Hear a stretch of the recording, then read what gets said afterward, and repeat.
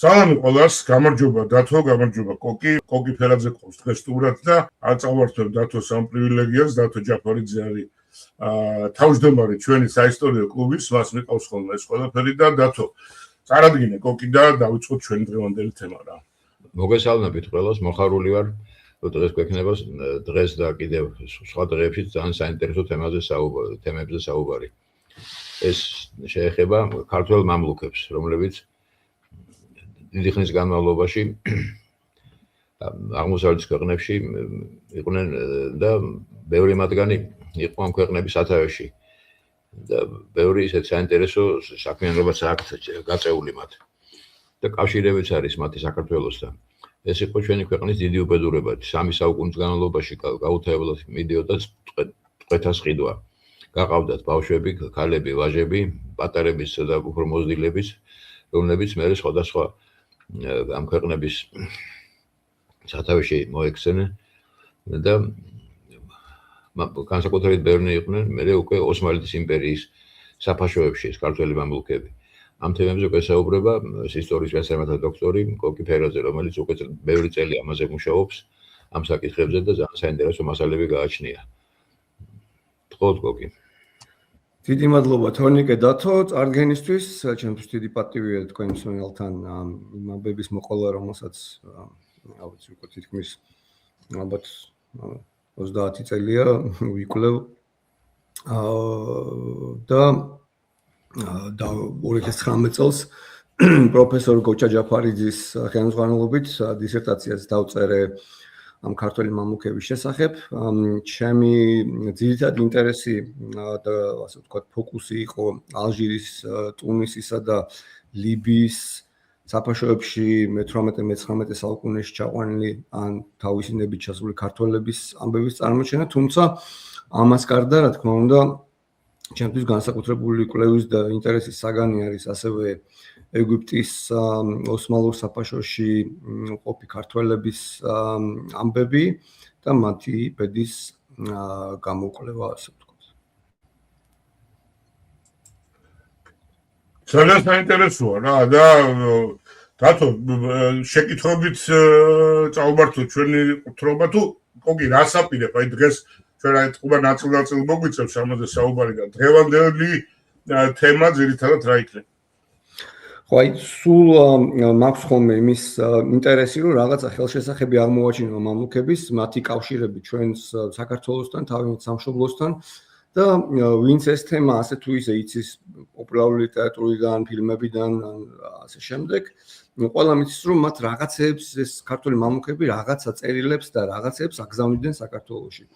ეხლა ერთი მომენტი მეც ესე ჩავთვალე, რომ ეს ინფორმაცია იყო საკმარისი, მაგრამ ამას წინას დავინტერესდი, რომ კონკრეტულად რომ რამდენი წერილია, რა წერილებია და რა წერია ამ წერილებში, იმიტომ რომ ნაწილობრივ რაღაცეები გამოიცა, თუმცა ყველაფერი რა თქმა უნდა გამოცემული არ არის, არც გაშიფრული არ ყოფილა ბოლომდე ეს წერილები და ამიტომაც ჯერთ ვიზუალურად მაინტერესებდა როგორ გამოიყურებოდა და მეორეც ერთი უბრალოდ საინტერესო არის ისტორიისთვისაც რას იწორებოდნენ ეს ადამიანები, რა აწუხებდათ მათ, ანუ რატო აგზავნიდნენ წერილებს.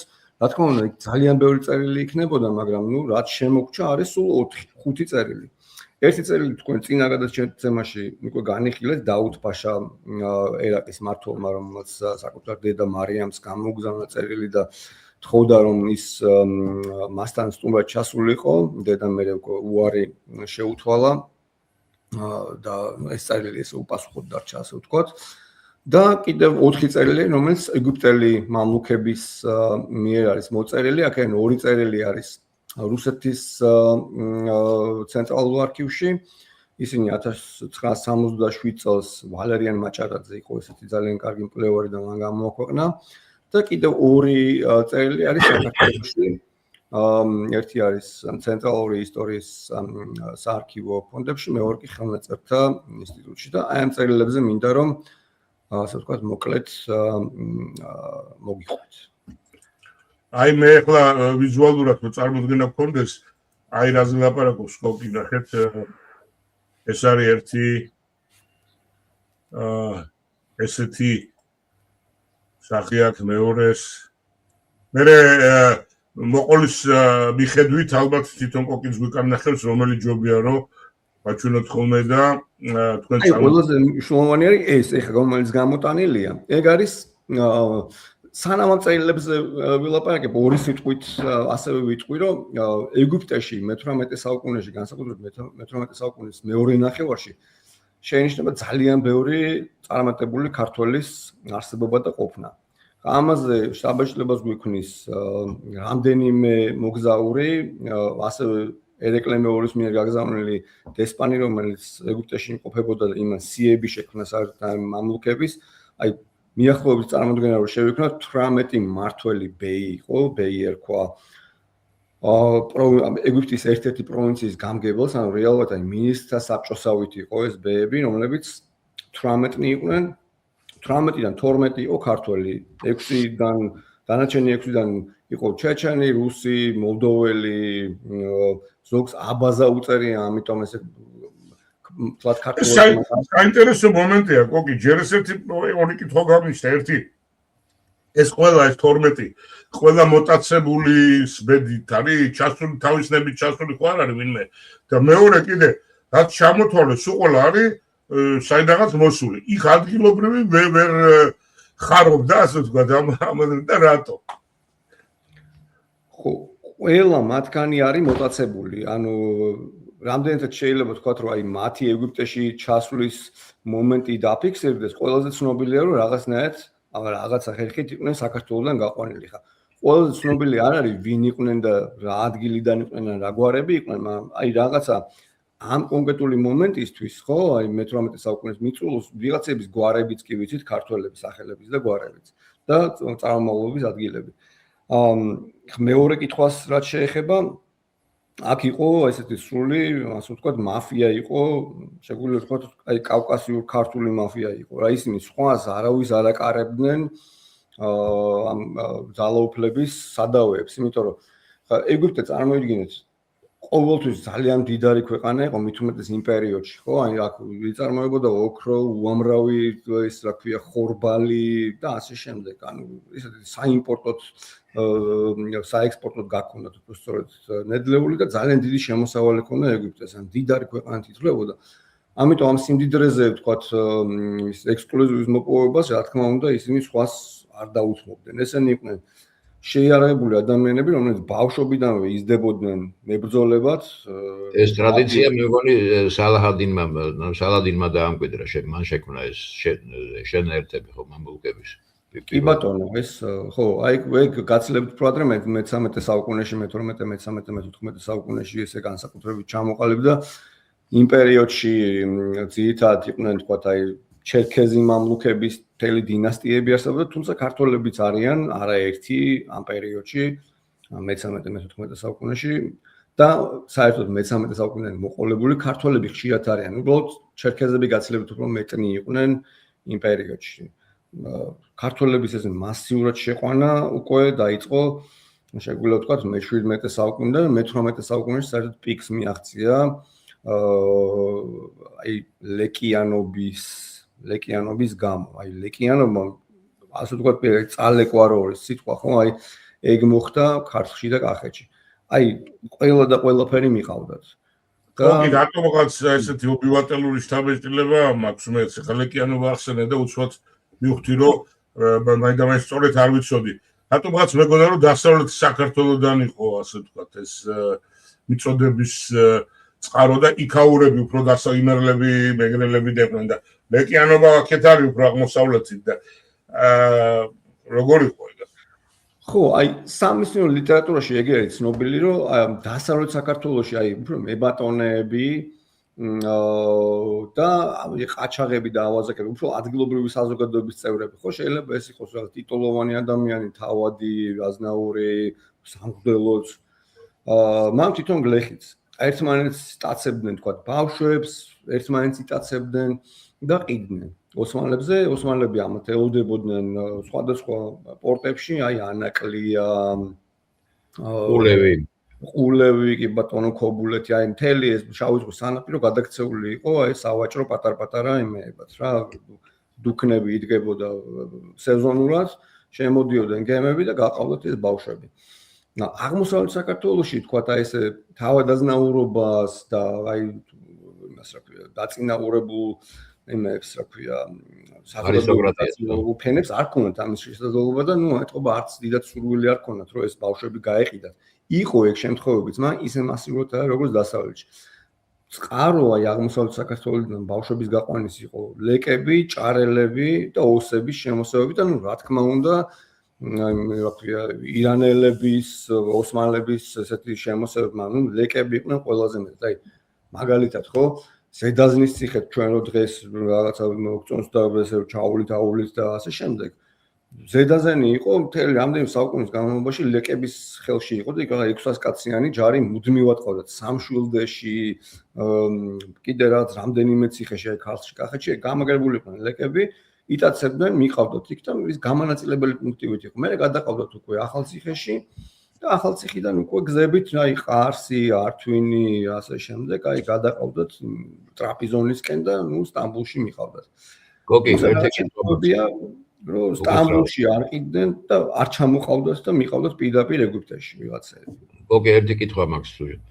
ცნობილია რომ საკმაოდ ეს აი ქართველები და ეს კავკასიელები უფრო ძვირად ფასობდნენ ვიდრე სხვა ხალხებისგან გატაცებული ბავშვები და რითი იყო ეს განპირობებული? ისეც კი იყო რომ ზოგ შემთხვევაში არა ქართველს ასაღებდნენ ქართულად რომ მეტი ფული აიღოთ. კი, ხო, ეგეც ის არის რა ქვია, გავრცელებული არის რომ აი ქალებს მაგალითად არაქართველებს ქართულ ქალებთან ერთად აცხოვრებდნენ რომ იმათ რაღაცა ფრაზები ესწავლათ ქართული და მე ეთქვათ რომ ქართველი ვარ და ქართულად გაეყიდათ. ანუ ეგეთი რაღაცა გამიგონია. ხო, აი მან ესე უკაცრავად რა გაწყვეტინე და ეს რა გამახსენდა იცი და თუ შენ რომ მოყევი რომ ეხლა როდესაც მისიები იყო ავანეთში და ერახში ქართული დროშით რომ გადიოდა პატრული რომ ისა რა ქვია პატრიოტები აი დაახლოებით იგივეა რა სულ მიმიკრია ხდება. უკაცრავად ამ იმისთვის ჩარევისთვის გოგი გააგრძელე რა ხო ანუ აი შარდენს აქვს ძალიან ისე კარგად აღწერილი მე-17 საუკუნეში ცნობილი მოგზაური შარდენი რომელიც საქართველოს ჩამოვიდა და საფრანგეთში გამოსცა წიგნები თავის მოგზაურობაზე მათ შორის კავკასიაზე და იქ იძახის რომ ყველაზე ლამაზი ადამიანები ვინც კი მინახავს საერთოდ არიან ქართველები როგორც ქალები ისე კაცები და რა მთელი გვერდები აქვს აი ამ ქართველების აღწერით თუ როგორ თვალწარმტაცი ადამიანები არიან საქართველოში და როგორ ზოგადად კავკასია არის აი სილამაზის აკვანი ასე ვთქვათ.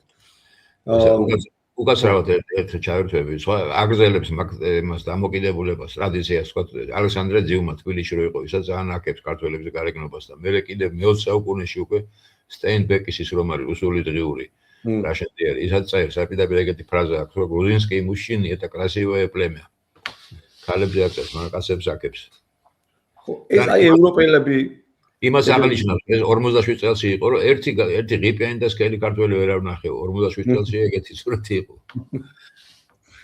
არულია კარგად ხო ანუ ეგ ევროპელები ეგრე გვიყურებდნენ და აზიელებიც იმათი გავლენით იყო თუ თავისით ჩამოუყალიბდეთ ეგ ამბავი რომ ქართველები ყველაზე ლამაზია ყოველ შემთხვევაში აი მაგალითად სიტყვა გურჯი რაც ქართულს ნიშნავს ხო არაბულ საზოგადოებაში ზოგადად სილამაზის ეტალონი იყო რა გაიგივებული იყო გურჯი არის ლამაზი და მე იქ უკვე პრესტიჟის ამბავი იყო რა ოსმალეთის სულთანს ისევე როგორც ირანში შაჰს თავის ჰარემში ქართველები უნდა ყოლოდა ანუ ეგ ცალსახა ამბავია ვიცით ის ქართველები ვინ იყვნენ და ამის გამო ყველა ადმინისტრაციას აი პროვინციულ მმართველებს ფაშებს და ასე შემდეგ ყველა ბაძავდა მერე უკვე სულთანს და უნდა რომ ისეთივე ჰარემი ქონოდა როგორც სულთანს ქონდა შეიძლება სულაც არ მოსწონდა ეს ქართველი ქალები და თქვა თუ ვიღა ეთიოპიელები ერჩივნა არ ვიცი ნაკლებად ლამაზები აქცინი არ არიან მაგრამ ეს იყო პრესტიჟის ამბავი რომ ქართველი ქალი აუცილებლად უნდა ყოლოდათ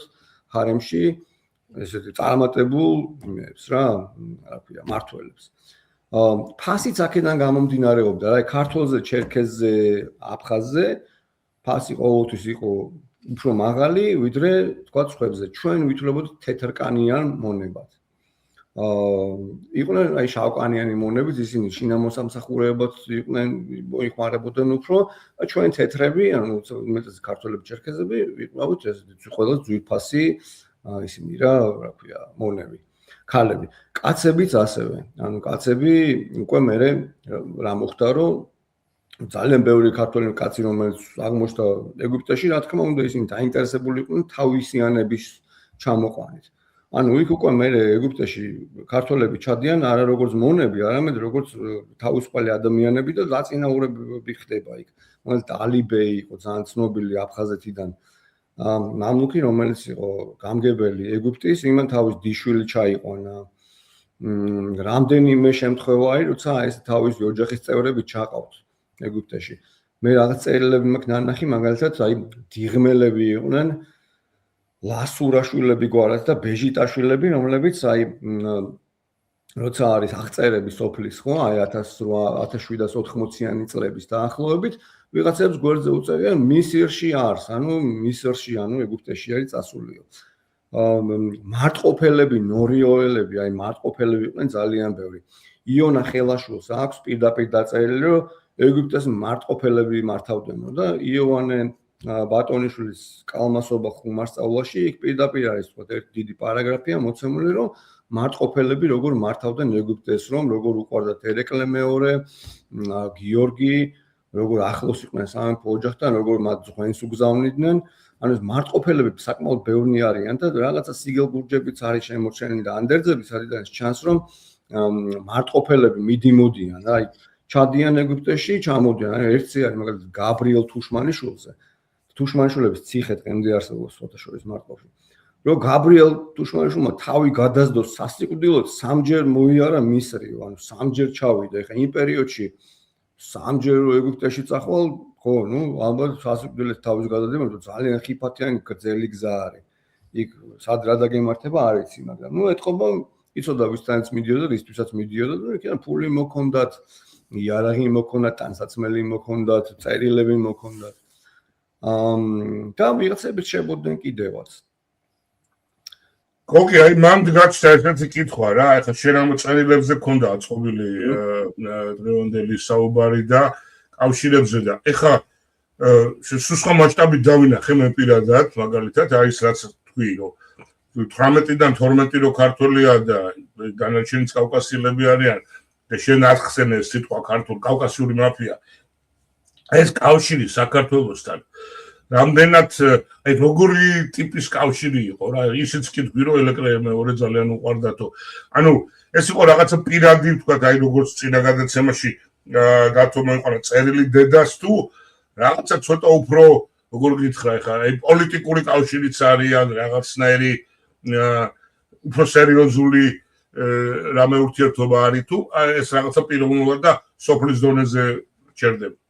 ხო, ანუ მაგაზე შეგვიძლია ვიმსჯელოთ, ხოლო იქიდან გამომდინარე, რომ თუ გვაქვს წყაროები ამისი რა.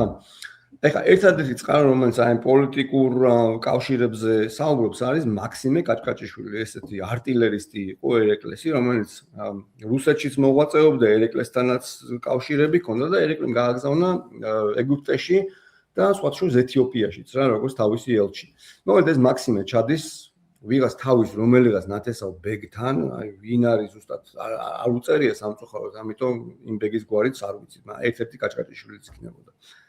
და ეს არის პერიოდი, როცა 1786 წელს იწყება ოსმალეთის სადამსჯელო დიდი ოპერაცია ეგვიპტელი მამლუქების წინააღმდეგ, იმიტომ ისინი იყვნენ თავზე გასულები, იბრაჰიმ ბეი და მურად ბეი ორივე ქართველი მურადზე წერია რომ არის თბილისელი, იბრაჰიმი აგერ მარტყოფელი, აღარ უხდიან უკვე წლების განმავლობაში ხარკს ოსმალეთს, ფაქტიურად აჯანყება გამოცხადებული და ოსმალეთმა ამ დროს გადაწყვიტა რომ სადამსჯელო ოპერაცია დაიწყოს ამათ წინააღმდეგ. ეხლა ამ ოპერაციაში ოსმალეთის მხრიდან ასევე ქართველები არიან ჩარეულები. ერთი არის ჰასანბეგი, კი არა, ჰუსეინ კაპუდან-ფაშა, რომელიც არის ფშაველიდან, სოფელი ფშაველიდან. სომეხი იყო, ესე წერია, მაგრამ ქართულად ლაპარაკობდა სიბერეშიც კი. მისი ადიუტანტი არის ასევე ტუნისელი ქართველი ისმაილი, რომელიც მასთან იყო ჩასული და კიდე ბევრი ესეთ გენერალიტეტში ქართველები იყო საკმაოდ ბევრი და რაც თავარია კიდევ ერთი ისმაილ ბეი, რომელიც ასევე ქართველია და ეგვიპტეში იყო და ნუ ამ მურადმა და იბრაჰიმმა განდევნეს. მოკლედ ეხლა რა ხდება, რომ ან კაჭკაჭიშვილს თხოვენ მედიაციას რუსეთთან. ერეკლეს მიერ გაგზავნილ ელჩს, რომ შენო რადგანაც საქართველოს მფარველობა მიიღო რუსეთისგან, ანუ 93 წლის ამბები, გიორგიევსკის ტრაქტატი და რაღაცები ამათმა კარგად იციან, უკვე ინფორმირებულები იყვნენ, ეთყობა მიმოწერაც იყო რა, ერეკლეს და ამათ შორის ეს წერილები დაკარგულია, მაგრამ ნუ ეთყობა ისეც ეუნებოდა თქვა რა პოლიტიკური სიტუაცია იყო, რა მიმართულება ჰქონდათ, იმიტომ საერთოდ მტერი ყავდათ რეალურად, ხო, ოსმალეთს ებრძოდა ესენიც ეს მამლუქების და იქიდან ერეკლეს რა თქმა უნდა ოსმალეთს ბუნებრივია რაღაცა სიტუაციურ მოკავშირეს ეძებენ რა. კი, და აი ამათაც უნდათ რომ ჩვენც გვინდა რომ რუსეთის მფარველობა ვითხოვოთ. აი ამ კაჭკაჭიშვილს თხოვენ ზუსტად რომ მოდი დაგვეხმარო რუსეთის მფარველობა მოვიპოვოთ. ნუ ამ იქ ძალიან რო არ მოვაწყინო მსმენელი და ბევრი დეტალების არ გადავტვირთო რუსეთის ელჩმა როგორც ყოველთვის ხდება ხოლმე ეს საქმე ჩაშალა ის კაჭკაჭიშვილი დაიჭირა წერილები გადაუყარა და ნუ მოკლედ აურდაურია სიტუაცია თუმცა მე კი ძალიან ინანე რა თქმა უნდა იმიტომ რომ ძალიან აწყობდა ეხა რუსეთს რომ ეგვიპტე მის მხარეზე ყოფილიყო ხო ოსმალეთთან დაპირისპირებაში ამ ხელა საფაშუარი რომელიც ამ ხელა ჯარი ყავს თუ შეუტია რა ვიცი გავა იერუსალიმზე წაიღებს ძალიან მარტივად მაგრამ ნუ აი იმ კონკრეტულ მომენტში ეს აღარ მოხერხდა და ნუ მეერე უკვე ნაპოლეონი შემოიჭრა ეგვიპტეში დაამარცხა მამლუქები გარდა ამისა ეპიდემიები იყო ხოლმე ეს 4-5 წელიწადში ერთხელ და ნუ აი ეს განსაკუთრებით მძიმე იყო ქართველებისთვის იმიტომ რომ იმათ ეთყობა ეს იმუნიტეტი ბუნებრივად არსებული არ ქონდათ როგორც თქვა ადგილობრივ მოსახლეობას ეკნებოდა ხო აი ამ დაავადებების და ეპიდემიების და ესე ძალიან ბევრი ქართველი ამ ეპიდემიებსაც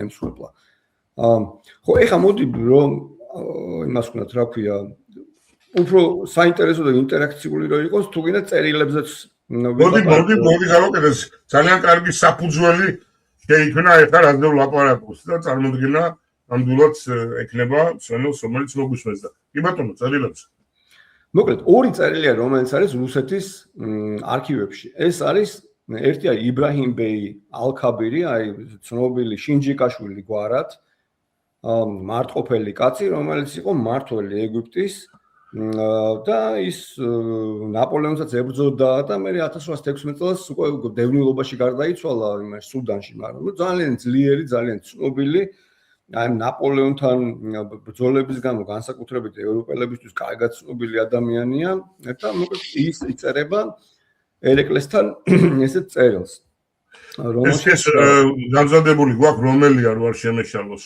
აი ეხლავე თუ ეს არის? აი ეგ არის იბრაჰიმ ბეგის წერილი და იბრაჰიმ ბეგის და სულეიმან აღა ანაფი რომელიც იყო ამ იბრაჰიმის დეიდაშვილი.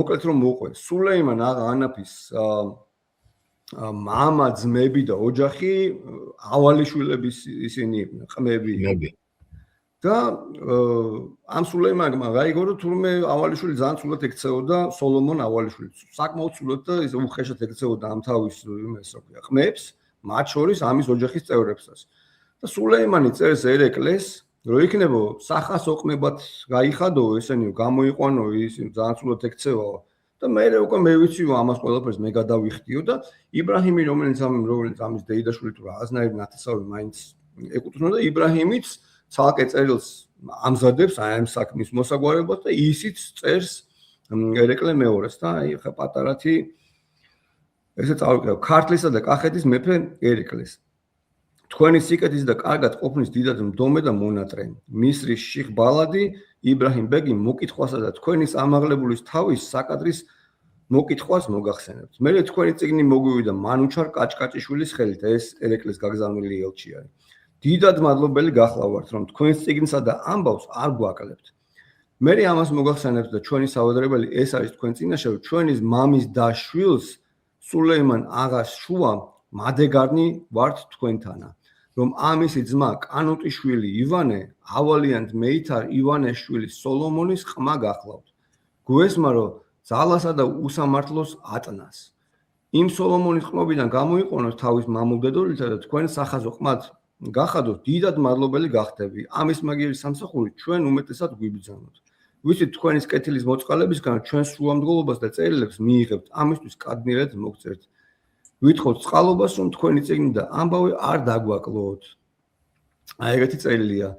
და ასევე ამავე საქმეზე სულეიმან აღაანაფი, რომელიც არის დეიდაშვილი ამ იმისი რა ქვია იბრაჰიმის და სულეიმანი იყო აი იმ პერიოდის ეგვიპტის მთელი იმისი მონეტების აი ფინანსური იმისი რა ქვია აი ფინანსთა მინისტრი იყო ეს რა მთელი ფინანსების გამგე იყო წარმოიდგინე რამხელა თანხებზე არის საუბარი და ვიღაცა ავალიშვილი რომელსაც ნუ რა უნდა ქონოდა ხო აი ესე მის მამას და ძმებს აწუხებს და ნუ რა შეწუხდა ეს კაციც რა შეწუხდა ერეკლეს რომ თქვენის ამაღლებას და ბედნიერის ტახტსა სიმდაბლით მოკითხვასა სამსახურს დიდად ნატრსა მოვახსენებთ თქვენი მონა სულეიმან აღაანაფი მე მანუჩარ კაჭკაჭიშვილის ხელით წყალობის წიგნი მექნენით და მოგეკითხეთ დიდად მადლობელი გახლავართ თქვენ ჩვენის მოკითხვისთვის ანუ სწხოვს რომ სამეფო ყმებად აქციოს ესენი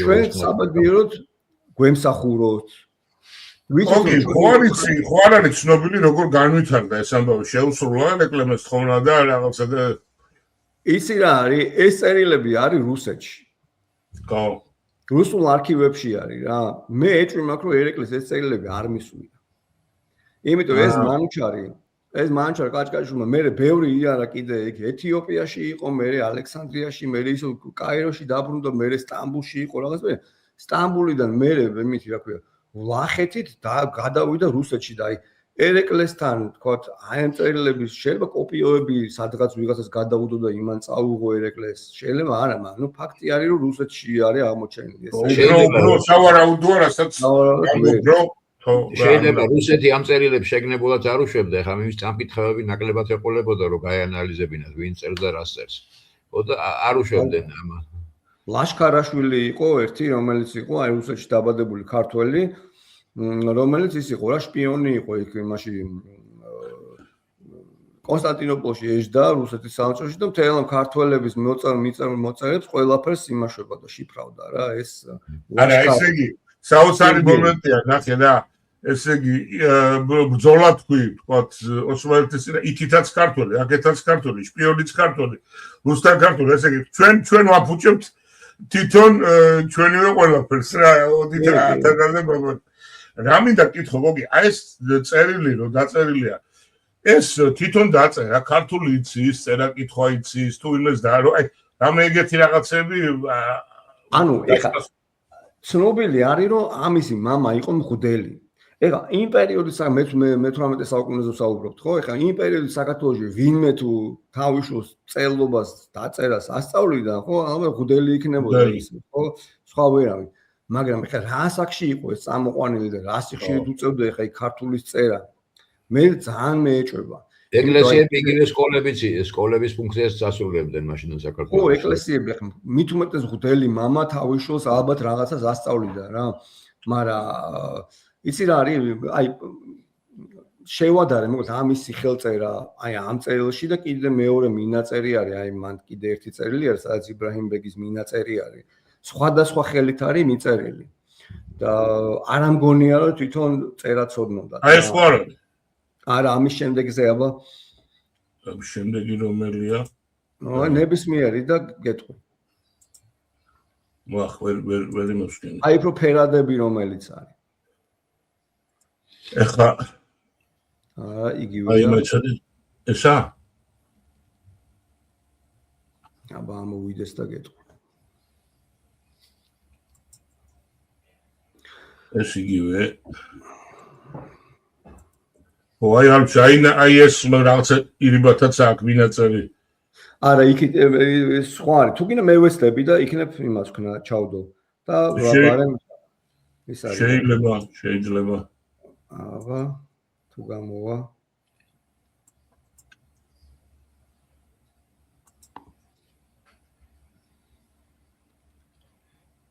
ეს რაღაცა დაკეცილია ბევრად ისე რო იცოდნენ ჩვენმა მაყურებლებმა რომ ამ სამი კაციდან ერთი ამერიკაშია, ერთი თბილისში და ერთი ბალტიისპირეთში. ვაგრძელებთ ტრადიციას. კი, ნამდვილად.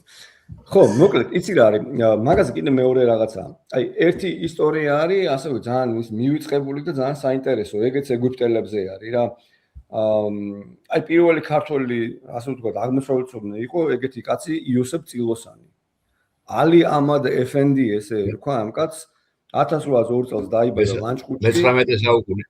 ო, გაიტაცეს მე-19 საუკუნის კი? მე-19 საუკუნე? კი. გაიტაცეს იმაში, რა ქვია, ეგვიპტეში. იქ ჩავიდა, გაიყიდა, რაღაცა დაიწყეს ამის გაზდა, აქ უკვე მამლუქები ამოწყვეტილიანენ 1811 წელს მუჰამედ ალი იყო ალბანელი ფაშა ეგვიპტის, რომელმაც მთელ აი მუსრი გაავლა მამლუქებს და რაღაცა ეგ დაიწყო კონსოლიდაცია ამ ქვეყნის, მამლუქებმა ძალიან აურიეს იქ ყველაფერი რა, ერთმანეთი ხო გადაჭამეს და ეს ქვეყანაც შეჭამეს რა და აი ეს ჩამოვიდა და რეალურად აი სახელმწიფოებრიობა შესძინა იმას რა ეგვიპტეს. მოკლედ, ეს საკმაოდ დაწინაურდა ეს პატარა ბიჭი, ეს იოსები და 1830-იან წლებში აი ეს მუჰამედ ალიმ საფრანგეთში გააგზავნა რაღაცა 20 კაციანი მისი რა ქვია ეგვიპტელების პატარა სტუდენტები. რომ იქ რაღაცა საქმე ესწავლოთ ინჟინერია, თანამედროვე რაღაცეები, რომ მე დაბრუნებულიყვნენ ეგვიპტეში და გაეგრძელებინათ რაღაც კარიერა სახელმწიფოს უწყებებში. მოკლედ ეს იოსები ჩავიდა პარიზში, იქ გაიცნო, კი არა, რაღაცნაირად დაუკავშირდა ბროსეს, რომელსაც აჩვენა წერილი, რომელიც დედამისის წერილი იყო რა. აი ამ ბიჭს ახლა საიდანაც ეს წერილი ჩაუვარდა ხელში წარმოიდგინე და იქ ბროსე ნახა, იმ ბროსს გააშიფრნა ეს წერილი, იქ დედა წერსო ჩემოშვილო სოსელო როგორ მომენატრე ნეტა შენი ნახვა შემეძლოს 1000 ადამიანი გაიტაცესო ყველა წერილს იწერება და შენ რა დაგემართავ რომ არაფერს არ გვატყობინებ ერთი წერილი მაინც მომწერებ და ჩავთვლიო რომ ცოცხალი გნახეო. მოკლედ იქ ეთყობა ამან ბევრი იფიქრა და დაბრუნდა საქართველოში ეს წილოსანი. ეგვიპტეში აღარ წასულა, დაბრუნდა დაიწყო თარჯიმანად მუშაობა მთავარ მართებლის იმაში, რა ქვია, კანცელარიაში და საქართველოში გარდაიცვალა შვილები ყავდა ვიღაცები დღემდე არიან, მისი პირდაპირი არ არის, მეგონი ირიბის თავმჯდომარე. მოკლედ ამ წერილის წაკითხვა თვითონ ვერ შეძლო და პროცესს გააშიფრინა. იმის თქვა მინდოდა ამითი რომ კითხვა არ იცოდნენ, ლაპარაკი იცოდნენ.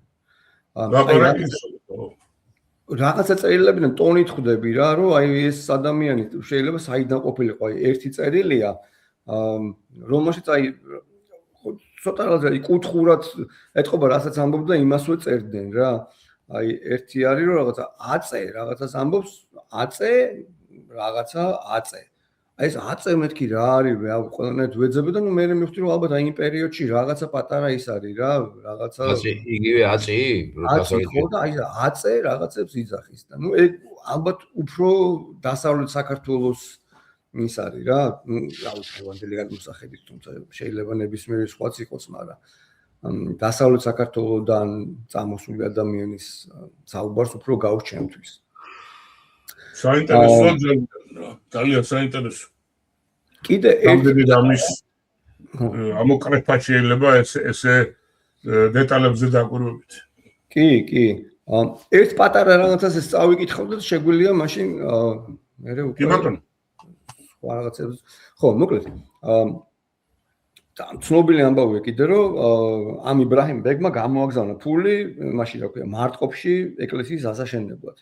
და ეს რაღაც სულ რაღაც ლეგენდად არსებული ამბავი არის და არის 1790 წელს შედგენილი განჩინების დოკუმენტი, სადაც აი ამაზე წერია და ის არის რა, საინტერესო ამბავი არის და ამას წავიკითხავ ასევე. მისირელი არის ეგვიპტე. მისირელს იბრაჰიმ ბეგს მარტყოფში ეკლესიის აღსაშენებლად 44 თუმრის ოქრომ გამოუგზავნია 12 წელიწადია, ანუ 1778 წელს გამოუგზავნია. ამ თეთრის საქმე გამოვიკითხეთ.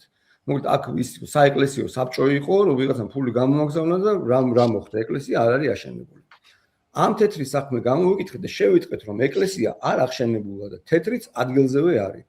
ჩამოვაყვანინეთ იმ ბეგის ძმა შინჯიკაშვილი ბასილა და ვკითხეთ და იმან საშინელის ღვთის სახელის ფიცით ასე აღვიარა. მე რომ მივალ იბრაჰიმ ბეგმა მკითხაო, ისევ გომურის ეკლესიაში სწირავენ მარტყოფსა თუ სხვა გააკეთესო. მე მომახსენე არა ზემოთ რომ წმინდის ნიკოლაუსის ეკლესია არის, იქ სწირავენ მეთქი და მიბრძანა. დედა ჩემს ხვიქ ასვლა არ შეუძლიან და რა უნდა ქნასო. მას უკან მკითხა რუსთველი ვინ არისო მე მოვახსენე ენისელთ მოურაბუშვილი კირილე არის მეთქი მე მიბრძანა მე გავაგზავნი ცოტას რას მე თეთრს ეკლესიისთვის რომ ეკლესია ააშენონო და გამოატანა ჩემს სიძეს ბერუაშოს გოგიას 200 ოქრო რომელიც კირილე რუსთველს მიერთვა მე ამ საქმის მოწმეც ვარო მოკლედ აი ამ ოქროს საქმე მე მოიძიეს ნაწილი უკვე გახარჯული იყო და თითქოს 1810 წელს ღვთისმშობლის მიძინების ტაძარი აშენდა მარტყოფში რომელიც მე კომუნისტებმა დაანგრიეს და ერთი კედელი იყო დარჩენილი და ის კედელი მე 90-იანებში თუ ვაცდები აღადგინეს ну ის აი თვითონ ის ეკლესია რომელიც აი მის ფულით იყო აშენებული უკვე აღარ არსებობს თუმცა არსებობს შინჯიკაშვილების თავდაცვითი კოშკი რომელიც ну ნამდვილად ცნობილია რომ აი ეგვიპტური ფულით არის აშენებული ხო და საინტერესო ამბავია იმიტომ რომ თქვა სულ გონია ხოლმე რომ აი ეს მამლუქები წავიდნენ მაგრამ აი დღევანდელი თითქოს აი დღევანდელობასთან აი ეგ კავშირი აქვს რა რომ ადამიანები საქართველოს ფარგლებს გარეთ იმას კი იტაცებდნენ მაგრამ ეხლა დღეს თავისით მიდიან მან ფულს უკან აგზავნიან რაღაცეებისთვის რა აი ეგ ეკლესია ააშენეს ციხესიმაგრე ააშენეს ფულს ისედაც აგზავნიდნენ ცნობილია მარტყოფში თქვა რამდენიმე შენობა არის ტანსაცმელი იარაღს რო აგზავნიდნენ ეგეც ამ წერილებში კარგად ჩანს ოკი დღესაც ვაგზავნით ჯარიმების დემონსტრანტების ჯარიმების გადასახდელო კი აი ეგრე არის ზუსტად რა მაშინაც ეგრე იყო აგზავნიდნენ ძალიან საინტერესოა ჩავთვალოთ რომ პირველი ნაწილი ჩვენი სერიისა შედგა რა ვიცი ჩემთვის პირადად ძალიან საინტერესო იყო იმედია მაყურებლისთვისაც და უწოდებ მაყურებელს რომ მოგწერეთ აი შეკითხვებიც სურვილებიც აუცილებლად კოკის გადავცემთ და ჩვენ დანარჩენ დაგეგმაში გამოვიყენებთ დათო დიდი მადლობა კოკი ძალიან საინტერესო საგულისხმო იყო და იმ იმედით გემი ვემშვიდობებით თქვენს და ჩვენს მაყურებლებსაც რომ შემდეგი საუბრებიც არანაკლებ საინტერესო და ესეთი შინაარსიანი იქნება დიდი მადლობა და გთხოვთ რომ გამოიწეროთ ეს ჩვენი არხი და გაგვიჭიროთ ხარი მადლობა ყველას მადლობა დროებით დროებით Dario Radio, მუდამ კარგი დავია